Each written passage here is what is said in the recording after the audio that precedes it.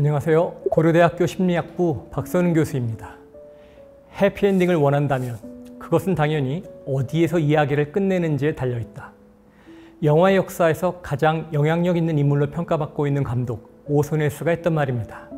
많은 로맨틱 코미디 영화를 생각해보면 이 말의 의미를 쉽게 알 수 있죠. 두 사람이 서로 티격태격하며 서로에 대한 마음을 키우다가 어떤 갈등이 발생하고 위기에 봉착하지만 결국 이 갈등을 해결하고 두 사람은 결혼에 골인하며 영화가 끝납니다. 해피엔딩이죠. 그런데 만약 영화가 여기서 끝나지 않고 10년, 20년 후까지 계속 이어지면 어떻게 될까요? 그들은 여전히 행복한 삶을 살고 있을까요? 물론 어떤 부분은 행복할 수도 있겠지만 어떤 부분은 권태로운 삶을 참아내고 있을 수도 있고 또 어떤 부분은 이미 갈라선 지 오래일 수도 있습니다.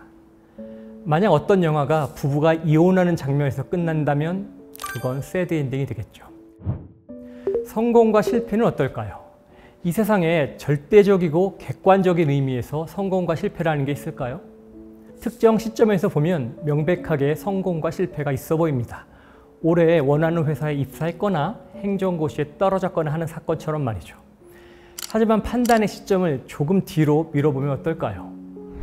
입사에 성공했지만 직무가 적성에 맞지 않아서 다음 해에 퇴직을 하고 내년도 행정고시에 수석으로 붙는다면 누가 성공하고 누가 실패한 것인지 헷갈리기 시작합니다. 성공과 실패도 해피엔딩과 새드엔딩처럼 어디에서 이야기를 끊느냐의 문제일 수 있다는 겁니다. 저는 사람들 사이의 심리적 차이를 연구하는 성격 심리학자입니다.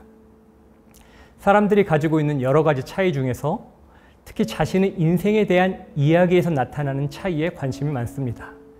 자신이 살고 있는 인생에 대해 어떻게 이야기하는지가 삶에 어떤 차이를 만들어내는지 연구하는 거죠. 그러다 보니 저는 제 연구에 참여한 사람들에게 인생 이야기를 적어달라는 요청을 많이 합니다. 그중 제가 마음 아프게 읽었던 이야기 하나를 소개해드리겠습니다. 이분은 어렸을 때 자신은 모든 평균보다 빨랐다는 말로 이야기를 시작했습니다. 친구들과 같이 피아노를 시작했는데 자기만 전국 콩쿠르에서 우승을 했고 태권도를 다녔는데 자기만 형들과 겨루기를 했고 컴퓨터 3급 자격증을 따로 학원에 다녔는데 자기만 1급 자격증을 땄다고 합니다.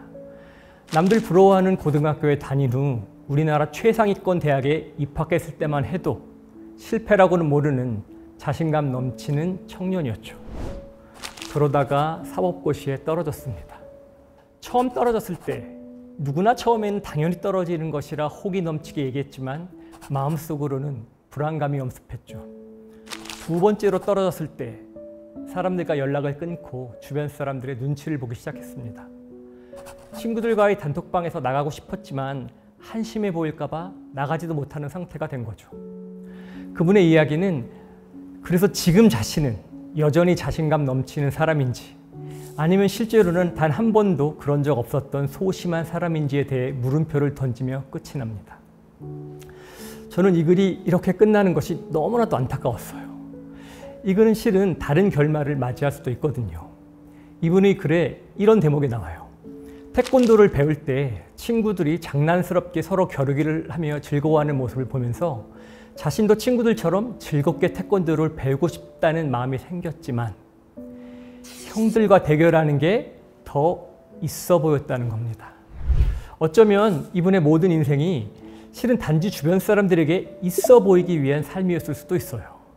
그리고 고시 불합격이라는 실패로부터 배워야 했던 것이 바로 이 사실인 거죠. 그래서 고시에 떨어졌다는 실패를 계기로 남들 눈에 멋지게 보이는 삶이 아니라 자신이 좋아하고 즐거워할 수 있는 일을 하며 살게 되었다는 내용으로 끝난다면 이 이야기는 해피엔딩이 되었을 수도 있습니다. 하지만 불행히도 이야기는 이렇게까지 이어지지 않고 새드엔딩으로 끝나고 말았죠. 앞서 해피엔딩은 어디에서 이야기를 끊느냐에 달려있다는 말을 했습니다. 실은 성공과 실패도 마찬가지예요. 어디에서 이야기를 끝내는지에 달려있습니다. 작년과 올해에 걸쳐 2번 고시에 떨어졌다는 것은 객관적으로 존재하는 실패 사건이죠.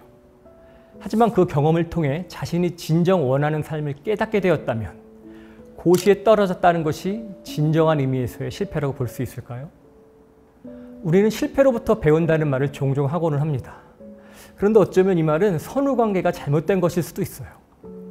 실패라는 사건이 미리 존재하고 그로부터 어떤 교훈을 배우는 것이 아니라 과거로부터 더 이상 배우기를 포기하는 순간, 그래서 과거의 경험이 미래와 단절되는 순간, 바로 그 순간이 진정한 의미에서의 실패의 순간입니다.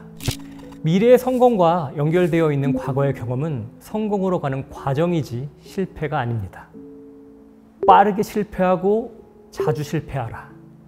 최근 아마존이나 구글 같은 세계적인 IT 기업에서 하나의 교리로 자리 잡았다고 해도 과언이 아닌 경영 방침입니다. 이 말이 진짜로 종국적인 실패를 자주 하라는 말은 아니죠.